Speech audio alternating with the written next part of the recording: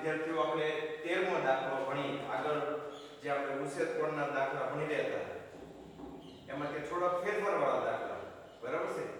જો નહેરના એક કિનારા પર ટીવીનો ટાવર શિરોડોમ ઊભો કરવામાં આવેલ છે જો તો હું કીધું નહેરના એક કિનારા પર એક નહેર છે ટૂંકમાં બે બાજુ પાણીની નહેર જાય છે એક કિનારા પર એટલે કે એક નહેરના છેડે ટાવર ઊભો કરવામાં આવ્યો છે માની લો કે અહીંયા આ નહેરનો એક છેડો છે ના ટાવર ઊભો કરવામાં આવ્યો છે એ નામ આપી દો AB આ AB ટાવર છે જ્યાં A ટાવરના તળિયાનું બિંદુ છે B ટાવરના ટોચનું બિંદુ છે હું કીધું આપણે નહેરના એક કિનારા પર ટીવીનો ટાવર શિરોડોમ ઊભો કરવામાં આવ્યો છે આ નહેર છે માની લો આ શિરોડોમ ઊભો કરવામાં આવ્યો છે એટલે નહેરના એક છેડે જે ટાવર ઊભો કરવામાં આવ્યો છે એ નહેરના એક છેડે ઓછને ખૂણે ઊભો છે હવે જો ટાવરની સામેના બીજા કિનારા પર રહેલા એક બિંદુથી બીજા કિનારા પર રહેલું એક બિંદુ લઈ લો C બીજા કિનારા પર રહેલ એક બિંદુથી ટાવરની ટોચના ઉછેર કોણનું માપ કેટલું કીધું જો તો આપણે કીધું છે શું કીધું એક નહેર છે માની લો AC નહેર છે એના એક કિનારા પર એક ટીવીનો ટાવર શિરોડોમ ઊભો કરવામાં આવ્યો છે અને નહેરના બીજા કિનારા ઉપરથી ટાવરની ટોચનો ઉછેર કોણ કેટલા આપ્યો જો બીજા કિનારા પર રહેલા એક બિંદુથી ટાવરની ટોચનો ઉછેર કોણ માપ 60 છે બીજા કિનારા એટલે C ત્યાંથી ટાવરની ટોચનો ઉછેર કોણ 60 આપવા પડે બરાબર છે પછી શું કીધું જો તો ટાવરના તળિયા અને નિરીક્ષણ બિંદુને જોડતી રેખા પર આવેલ અને નિરીક્ષણ બિંદુથી 20 મીટર દૂર જતા બીજા એક બિંદુથી ટાવરના ટોચનું ઉછેર કોણનું માપ 30 છે આપણે શું કીધું જો તો ટાવરના તળિયા એટલે અહીંયા અને નિરીક્ષણ બિંદુને જોડતી રેખા એટલે આ પર અને નિરીક્ષણ બિંદુથી 20 મીટર દૂર પહેલા અહીંથી નિરીક્ષણ કર્યું હવે 20 મીટર દૂર જવાનું છે એટલે માની લો કે 20 મીટર દૂર અહીંયા આવી ગયું D બિંદુ અહીંથી 20 મીટર દૂર અહીંયા C છે એનાથી આ 20 મીટર દૂર 20 મીટર દૂર બીજા એક બિંદુથી ટાવરના ટોચનું ક્ષેત્રફળ માપ 30 છે એટલે આ બિંદુથી તમે ટાવરની ટોચનું ક્ષેત્રફળ જોવો તો 30 માપવું પડે છે બરાબર છે તો ટાવરની ઊંચાઈ અને નહેરની પહોળાઈ શોધવાની કીધી જો ટાવરની ઊંચાઈ એટલે આપણે AB શોધવાનું છે અને નહેરની પહોળાઈ એટલે AC આપણે શોધવાના છે હાલો બરાબર છે આપણે એટલું અંતર આપી દીધું CD 20 મીટર અહીં કરી લખી નાખો ખબર પડી જવો તો આપણે એમ કીધું કે એક નહેર છે માની લો કે આ AC નહેર છે એના એક કિનારા પર ટીવીનો ટાવર શિરોડોમ ઊભો કરવામાં આવ્યો છે અને બીજા કિનારા પરના એક બિંદુથી ટાવરની ટોચનો ક્ષેત્રફળ 60 માલુમ પડે છે બરાબર છે પછી શું કીધું આગળ જો તો ટાવરના તળિયા એટલે અહીંયા અને નિરીક્ષણ બિંદુને જોડતી રેખા પર એટલે આ અને નિરીક્ષણ બિંદુથી એટલે કે C થી 20 મીટર દૂર જતા 20 મીટર દૂર બીજા એક બિંદુથી એટલે કે આ D થી ટાવરની ટોચના ક્ષેત્રફળમાં 30 માલુમ પડે છે તો આપણે ટાવરની ઊંચાઈ AB અને નહેરની પહોળાઈ AC શોધવાનું કીધું ખ્યાલ પડે તમને આકૃતિ દોરતા આવડે કે વિદ્યાર્થીઓ ત્રિકોણમિતિના ઉપયોગ માટે માની લો કે દાખલો આવડી ગયો જો તો બહુ મજાનો દાખલો છે અને આમે આપણે ખબર છે તમે કોઈ એક બિંદુથી કોઈ ટાવર હોય કે મકાન હોય કે બીજું કોઈ પણ વસ્તુ હોય ટોચનો ખૂણો જોવો તો તમને ખૂણો દેખાય એની કરતા જો તમે નજીક આવો તો ખૂણો વધશે અને આમ દૂર જશો તો ખૂણો કેવો થશે ઘટશે તો અહીં 30 નો ખૂણો અહીંયા 60 નો 45 નો વચ્ચે આવશે 30 પછી 45 પછી 60 પછી 70 80 અને 90 ક્યાં જાય જેમ નજીક મોટો ખૂણો છે નજીક આવશે કોઈ પણ વસ્તુની નાનો ખૂણો છે દૂર જશે ઘણા બાળકો મેં એવા પણ જોયા છે કે 30 નો ખૂણો અહીંયા લાગે 60 નો અહીંયા લાગે તમે આમ સામાન્ય મગજ દોડાવો આ ટીવી નો ટાવર છે અહીંથી તમે અહીં દૂરથી જોશો તો ક્ષેત્રફળ નાનો મળશે નજીકથી જો તો એનથી મોટો એનથી નજીક આવો તો એનથી મોટો એનથી નજીક આવો તો એનથી મોટો હાવ નીચે આવી જાવ 90 નો ખૂણો ક્ષેત્રફળ થઈ જાય ખૂણો થઈ જાય બરાબર છે એટલે જેમ નજીક આવો તો તમારો ખૂણો વધતો જાય ઘટે નહીં દૂર જાવ તો ખૂણો ઘટતો જાય એટલે નાનો ખૂણો દૂર આવશે આ રીતે મોટો ખૂણો નજીક આવશે હવે અહીં AB કરી લખવાનો AB શું છે ટાવરની ઊંચાઈ AB નો ટાવર, ટાવરની ખાલી લખો ટાવરની ઊંચાઈ એ આપણે શોધવાનું છે. જ્યાં હું લખશું આપણે જ્યાં એ ટાવરના પાયાનો બિંદુ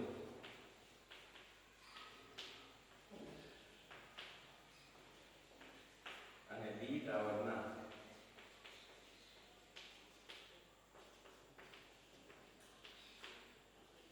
ટોચનો,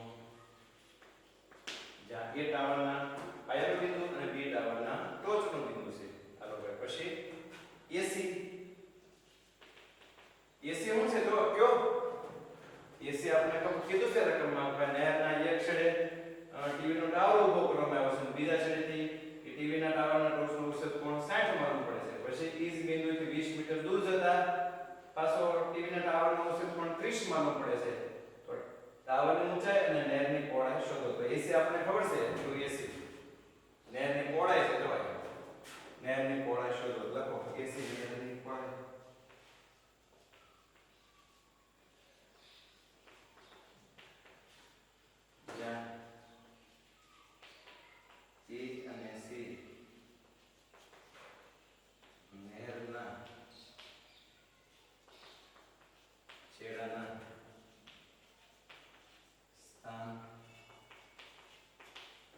દર્શાવે છે. બરાબર ને? જ્યાં એને છે હું બતાવો નહેરના છેડાના સ્થાન દર્શાવે. એને છે નહેરના જે છેડો છે એના સ્થાન દર્શાવે. હવે બીજું કે સીડી બરાબર 20 મીટર. હવે યંત્ર આપણે આપેલું છે સીડી કે ભાઈ ટાવરની ટોચનો ઉચ્ચતર કોણ 60 થી ઘટીને 30 થાય તે દરમિયાન નિરીક્ષકે કાપેલું અંતર. માં લખી શકો કે ભાઈ ટાવરના ટોચનો ઉચ્ચતર કોણ 60 થી ઘટીને 30 થાય તે દરમિયાન નિરીક્ષકે કાપેલું અંતર. બરાબર છે? હાલો હવે કાટખૂણા લખી નાખો. ખૂણો BAC જો તો ખૂણો BAC બરાબર ખૂણો BAD 90. જો તો ખૂણો BAC બરાબર ખૂણો BAD બરાબર 90. ખૂણો BCA બરાબર 60 અને ખૂણો BDA બરાબર 30. બરાબર? ખૂણો BCA બરાબર 60 અને ખૂણો BDA બરાબર કેટલા 30. હવે લઈ લો પહેલો કાટકોણ ત્રિકોણ. આપણે જો એ કે આખી બાજુ તો નથી આપી, આમાં નથી આપી આપણને AB કે નથી આપી AC, તો આપણે શોધવાની છે. આપણે પહેલો ત્રિકોણ લઈએ ત્રિકોણ BAC માં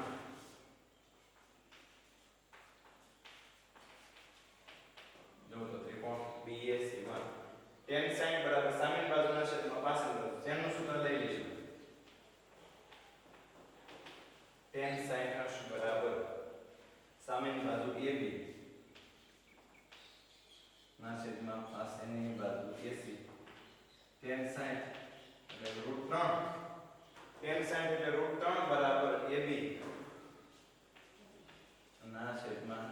AC. તેથી AB બરાબર શું લખી શકાય √3 AC. એના બીજો પરિણામ 1.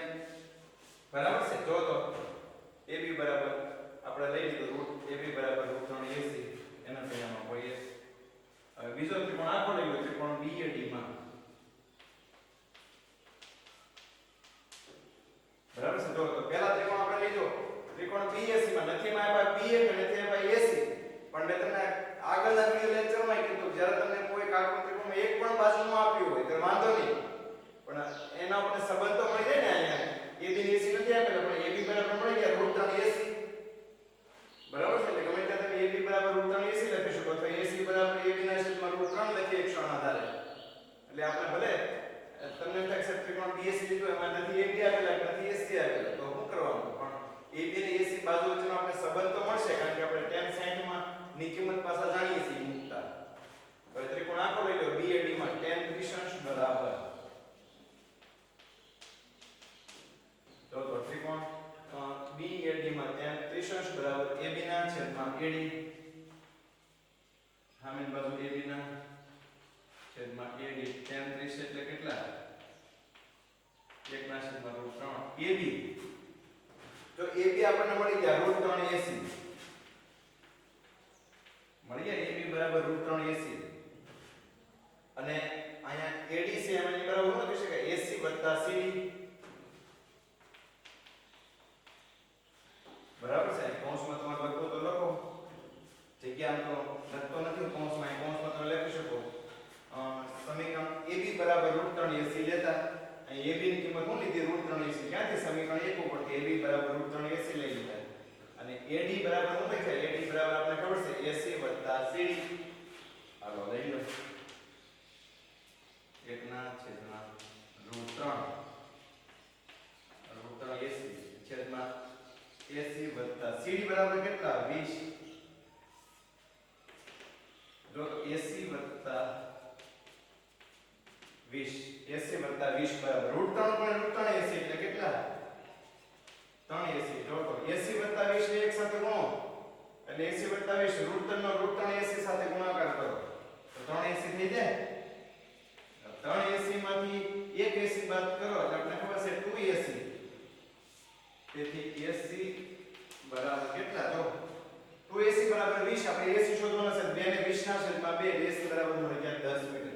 AC એટલે આપણે શું મળી ગયું જો AC એટલે નહેરની પહોળાઈ મળી ગઈ 10 મીટર હાલો હવે આપણે બીજું શું શોધવાનું છે તો નહેરની પહોળાઈમાં ટાવરની ઊંચાઈ એટલે હું આકૃતિમાં જો ટાવરની ઊંચાઈ એટલે AB થઈ ગઈ AB બરાબર આપણે ખબર છે AB બરાબર જો આપણે મેળવ્યા AC મળી ગયા એટલે સમીકરણ 1 માં AC ની કિંમત મૂકી દો તો આપણે AB મળી જાય AB બરાબર √3AC √3 ની કિંમત 1.73 ગુણ્યા AC 10 એટલે 10 વડે ગુણ નાખો તો કેટલા 17.3 મીટર મળી ગયું સોરી આ AC ની પણ આ AB મળ્યા ને તો AB એટલે શું મળે ટાવરની ઊંચાઈ 17.3 મીટર AB અને AC એટલે નહેરની પહોળાઈ 10 મીટર લ્યો વિદ્યાર્થીઓ છે ખૂબ મજાનો દાખલો કાલે જે આપણે આગળ વિડિયો લેક્ચરમાં જે દાખલા જોયા ને એમાં એક જ બિંદુએથી ટાવરની ટોચનો ખૂણો અને ટાવર ઉપર કંઈક જોવા જેવું હોય બરાબર છે અથવા મકાન ઉપર ટાવર હોય તો એના ટોચનો ખૂણો જોતા હતા આપણે એટલે આગળ દાખલામાં એક જ બિંદુથી બે ખૂણા જોતા હતા આમાં અલગ અલગ બિંદુથી કોઈ એક ટાવર હોય કે મકાન હોય એના ટોચના ખૂણા જોવાના છે તો ખ્યાલ પડ્યો એમાં યાદ રાખવાનું વિદ્યાર્થી મોટો ખૂણો નજીક નાનો ખૂણો દૂર જોઈ લો રકમ મોટી છે એટલે મૂંઝાતા નહીં વિદ્યાર્થીઓ જટિલ રકમ આપણને મોટી આપશે એટલે દાખલો વધારે સરળ પડશે એકવાર તમે આકૃતિ દોરતા શીખી જશો અને એમાં બે કાટકોણ ત્રિકોણ આવે બે લઈ લેશો એટલે ઓટોમેટિક તમારો જવાબ આવશે ઘણી વખત પરીક્ષામાં તમને એમ લાગશે કે આ શબ્દ જાણીતો દાખલો નથી પણ આકૃતિ દોરી નાખશો એટલે જવાબ આવશે જોઈ લો પરિવાર ઝડપથી નહેરના એક કિનારા પર ટીવીનો ટાવર શેનો ઊભો કરવામાં આવ્યો છે આ AC નહેર છે એક કિનારા પર ટીવીનો ટાવર આ ABC શેડો એટલે કે જમીન સાથે 90 નો કોણ બનાવી દે તો ઊભો કરવામાં આવ્યો ટાવરની સામે બીજા કિનારા પર રહેલા એક બિંદુથી ટાવરના ટોચનો ક્ષેત્રફળનું માપ 60 છે ટાવરના બીજો કિનારો એટલે C થી ટાવરની ટોચનો ક્ષેત્રફળ 60 છે પછી શું કીધું ટાવરના તળિયા એટલે અહીંયા અને નિરીક્ષણ બિંદુને જોડતી રેખા એટલે રેખા પર આવેલ નિરીક્ષણ બિંદુથી 20 મીટર દૂર જવાનું છે જ્યાં જોયું નિરીક્ષણ બિંદુથી 20 મીટર દૂર એટલે જ્યાંથી તમે ટાવરની ટોચનો ક્ષેત્રફળ જોયો છે ત્યાંથી દૂર જવાનું છે તો નજીક આવવાનું કીધું તો અહીંથી જવું પડે અને નજીક આવવાનું કીધું તો ખૂણો વધે અહીં દૂર જવાનું કીધું છે અને ખૂણો ઘટે છે એટલે સમજી જવાનું ખૂણો ઘટતો હોય તો દૂર જવાનું હોય અને ખૂણો વધતો હોય તો કેમ આવવાનું હોય કોઈ પણ વસ્તુની નજીક આવવાનું આમાં ખૂણો ઘટે છે એટલે દૂર જ જવાનું એટલે બરાબર છે કે એ બિંદુથી નિરીક્ષણ બિંદુથી 20 મીટર દૂર જતા એ બિંદુથી ટાવરના ટોચનો ક્ષેત્રફળ 30 છે તો ટાવરની ઊંચાઈ અને નહેરની પહોળાઈ શોધો જો વિદ્યાર્થીઓને આકૃતિ આવડી જાય એટલે બાકી બધું તમને કઈ રીતે ગણવું એ બધા આપણે આગળના દાખલા પ્રમાણે છે આમ તો માત્ર તમને મારામાં આકૃતિ શીખવાની જરૂર છે બાકી કાટકોણ ત્રિકોણ બે કેમ લેવા અને એમાં જે કઈ રીતે બાજુ શોધવી એ બધું આપણને આગળના દાખલા પ્રમાણે આવશે